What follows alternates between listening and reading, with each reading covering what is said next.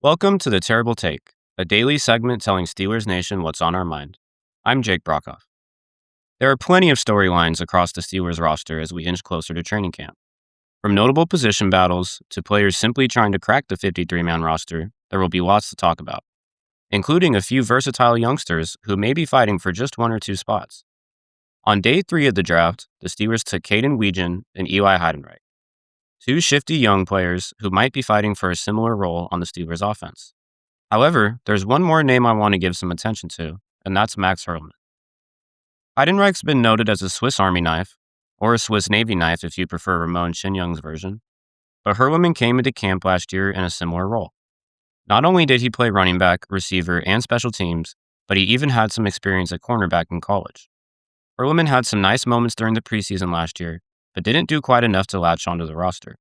However, he has stuck around for his second camp in Pittsburgh and has impressed so far, with Ray Fittipaldo mentioning he looked really good early on in OTAs. Of course, finding a roster spot isn't going to be any easier this year than it was last time around. In Weegan and Heidenreich specifically, the Steelers have 2 draft picks from this season who could fill a similar offensive role. However, that doesn't mean Hurleman should be counted out. He brings a similar offensive versatility as Heidenreich and has quality on special teams. Weegan's roster spot is probably safe, but as a 7th-round pick, Heidenreich isn't a lock.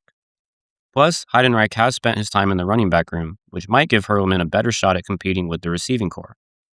With a strong camp in preseason, Hurleman certainly could force his name into the conversation.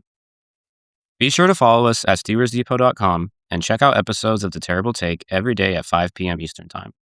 And check out The Terrible Podcast with Dave Bryan and Alex Kozora every Monday, Wednesday, and Friday.